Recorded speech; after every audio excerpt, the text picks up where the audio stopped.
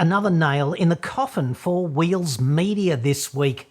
The brand prepares to throw you in the audience even further under the bus for a short-term bottom line bump. And then, after the pandemic, hopefully they'll find a rich idiot who wants to buy a sinking ship. Details next.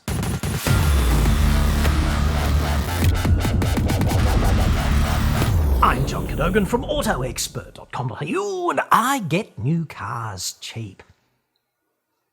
For buyers here in Australia. Website for that, obviously. Or you can just click the card that's kind of, up there now. Dude, I was going to put it on a clay tablet and deliver it to your nearest news agency 8 weeks late.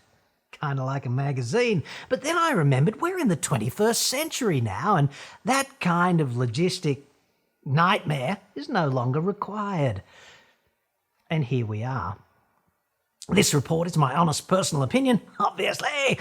Some of it's even true, except for the jokes, which are always embellished, obviously, and the bits about the gentlemen's clubs, the Pharaoh, Rootin' Tutankhamun, and, of course, Moses. That's all coming up. So, the recent CEO of Wheels Media, Andrew Beecher, good dude, he just boned them. Now, I enjoy a good boning as much as any man, but especially one with this much inbuilt hilarity and tragedy. It's damn hard to get the balance right there, and this one, I have to say, it's bang on. Senior executive shot callers had a quick look around. They played, rock, paper, scissors in the boardroom or something, and decided that this dude, Christian Clark, C-squared, diploma in business, marketing and PR, just what humanity needs to unfuck itself, personal opinion. It's either that, I guess, or more lawyers, clearly. C-squared, advertising, sales, impresario, wonderkind. He's the right dude for the job, apparently. Big Bad Beach is, of course, the chap who convinced senior executives at Costello's Cockheads, Nine Entertainment, to purchase car advice for almost $70 million, #respect, just so they could ultimately kill it and then, of course, feed its corpse to drive.com.au, which, now that I think about it, was an awesome medieval spectacle. I wasn't expecting that. Nine really is the Errol Flynn of media organisations, if you know what I mean. Like everything they touch, dude, guaranteed. Ever since the Goanna croaked. I did love the Goanna. He was awesome. Actually, it was Nine shot caller and co-founder of the Meat Society, Alex Parsons, who took the genius-level decision to slice and dice car advice as vegetables like that. The Meat Society is, of course, not a gentleman's club in King's Cross, somewhere between crack of dawn and head in the clouds, but I truly wish it were. Anywho, I suppose Beach just had a gutful of this absurd obsession with still printing magazines on paper, or, I don't know, just speculating. Perhaps it was dealing with the millennials, endlessly telling him how important their fucking feelings were. We'll never really know. Print is, today, of course, one step removed from clay tablets, isn't it? The infamous Pharaoh, Rootin' Tutankhamun, probably felt threatened by parchment and, carrier pigeons in a similar way. That'll never take off. I like the heft of clay. Everyone does. He said famously from inside his pyramid, which is why he never noticed Moses playing with sticks at the water's edge. Bastard. While the slaves all hastily filled in their annual leave applications. I think that's as historically accurate as anything else in, the book. Now, where were we? For just $178 a year, you can drive to the local newsagent once a month. If you can still find someone outside of a museum and purchase a real Wheels hard copy, retail times 12, whence you may subsequently both of those things. You can do it afterwards and subsequently as well if you'd like. You may subsequently recline on the crapper for as many as 10 minutes to get all of your automotive news with all those typos free 8 weeks late. Certainly beats, I don't know, staying up to date, getting your news now using your phone for free, doesn't it? Wheels was, of course, part of the infamous Bauer Media train wreck. The Germans at Bauer Media. They bought all the former ACP magazines, the women's mags, Woman's Day, Women's Weekly, Kylie's Cellulite, Shame, Wheels, etc., for $525 million. That was back in 2012, so 10 years ago now. And about 8 years later, they sold it to a bunch of former banking wonks who call themselves Mercury Capital for less than $50 million. Hashtag Bauer. Yes.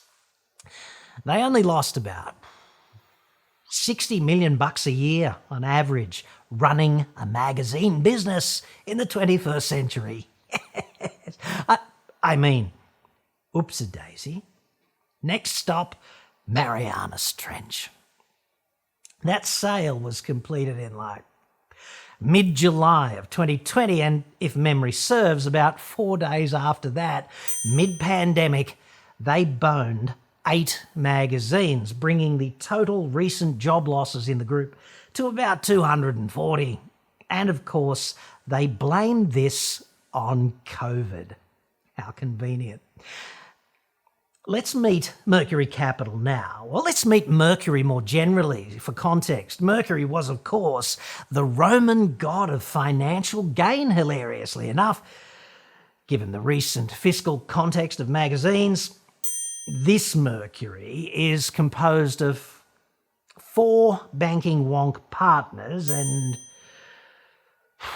7 other banking/finance wonks to round out the board, which is only 3 chicks in total out of 11 Homo sapiens all up. And none of the chicks is a partner. There's a story for the women's mags right there, I'd suggest. Women love that kind of executive inequality story. Glass ceiling. They probably won't run it, however, given the in-house preference for ad hoc boning. Dude, I wouldn't run it either if I needed a job. Still, Mercury is doing better on boardroom diversity than the board of management of Volkswagen, I note, which is currently only 12.5% chick currently, insofar as I can tell. It's so confusing now. And Hiltrud, who I must say looks very sincere indeed, she is burdened with integrity and legal affairs. World's ultimate shit job, I'd suggest. Harder than being chief of lies for the Prime Minister. And before you chaps and chapettes on the Mercury board consult your asshole lawyers or something, the term wonk simply means a person who takes an enthusiastic or excessive interest in the specialised details of a particular subject. Therefore, you are all wonks. Deal with it. Banking wonks. If I ever wanted to hold a really boring dinner party, I'd have my people reach out to your people. Personal opinion. We could talk all night about PE ratios and EBIT. Yes, I wouldn't be there. So that'd be nice for us both. I'd rather have my scrotum electrolysed by Hamas. So the aim here, pretty clearly, is to polish up the old girl, the magazine factory, put a bit more air in the tyres of the short-term bottom line, and find an organisation dumb enough to buy it for $100 million or thereabouts. Good luck with that. Back to C Squared now, because he's interesting. The new guy in charge of Wheels Media. Actually, he's not that interesting, personal opinion, but guys like him who are running media businesses are. That is a dead set interesting phenomenon. He's got runs on the board, like if you need someone to beg for automotive advertising revenue, from a car company. Like, he's the dude. That's the impression I get from his LinkedIn anyway. Not so sure about overall wordsmithing, however. Our clear ambition... Let me stop you right there, dude, right? You're in the communications business now.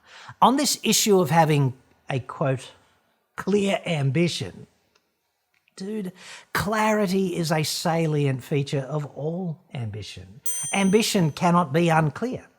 Ambition, a strong desire to do or achieve something. It's always clear. Dude, you've got a room full of journos and sub-editors. Just saying. Our ambition is to be Australia's #1 media company for engaging and influencing automotive audiences. Our breadth of brands and experience ensures we are able to reach car buyers whether their purchasing intentions lie with a practical, emotional, performance or adventure vehicle choice. This is a carefully contrived public statement, right? Like, he's not just winging it. And to me, it just sounds like a pitch to advertisers. Which is not surprising, I suppose. I see senior execs make this mistake all the time. It's the right dialogue, but in front of the wrong audience. And I've met a lot of advertising sales wonks who are running media businesses, and they all forget one thing, which would be that they're in the audience business now, not just the advertising sales division of the business. They stick with what they know best, and it always fucks the business. It just does. They generally see the editorial, like the stories, the reason anyone like you might be interested in stopping by. They see that as a kind of expensive inconvenience, like an indulgence, a begrudgingly approved one. This is true of radio and TV as well. Like, can't we just run continuous ads and do away with, them? What would be wrong with that? When I was just off my training wheels as a radio host on 2UE in Sydney, the program director caught me saying something once, and it was like, let's take a quick break and come back with more. It's 2:45. Boom, ad break. So he hears that, he marches down the hall, he grabs me in the break and he goes, dude, don't promote the break. The audience doesn't want the ads. They hate the ads. They want your show. Promote your show. Really prick tease it. Never mention the ads again. Give them a reason to endure the ad break and not change channels. And that was a light bulb moment for me in the broadcast domain, and it's so true, right? So instead, coming up, a senior detective will tell us why homicide victims just stop talking to police. We'll interview the serial killer who says detectives ruined his reputation. But first, we'll talk to an expert about breasts. It's 2:45. Boom, ad break. And nobody changes channels after that, right? But these advertising types, they cannot see it that way. They just don't care about you. It's not malicious. They just don't have a fucking clue about this kind of thing. They only care about what they can jam down your throat commercially. To them, you are, in my opinion, just a receptacle. We're already a go-to destination for brands looking to communicate to an engaged automotive audience. Dude, it's a press release, a public statement, like a statement to the public. This is your opportunity to talk to your audience. And there you go again, seemingly pitching to advertisers. This is, personal opinion, the kind of unseemly business best done in private, I'd suggest. It's the right message, but the wrong audience again. Please tell us what you'd like us to jam down their throats on your behalf. I wouldn't say that to the audience. And you know what? In the modern world, this throat down issue jamming business, it can be quite insidious indeed. From content integration to e-commerce offerings, Wheels Media now has the unparalleled advantage over its competitors to offer a true awareness to purchase solution through tailored opportunities for both new car brands and brands in the fast-moving automotive. Riddle me this, CEO man. Why is fast-moving automotive a proper noun suddenly? Like, I Googled it. It's not a thing. Room full of sub-editors. Just saying. Anyway, that sound you can hear, that squishy, visceral crunch accompanying the almost English of that paragraph, it's the sound of you in the audience going properly under the bus. Quote, content integration, tailored opportunities, and awareness to purchasing solutions. Right message, wrong audience. Personal opinion. Firstly, it's just a pitch to advertisers, right? And secondly, this kind of thing, content integration, it's where they get some young, dumb, half-capable journo to get down on their knees in the manner of Linda Lovelace and produce something that's really just advertising, but which looks to you like a story. It's hardly ever disclaimed. In many cases, the advertiser even gets to approve it and or make, let's call them, corrections before it runs.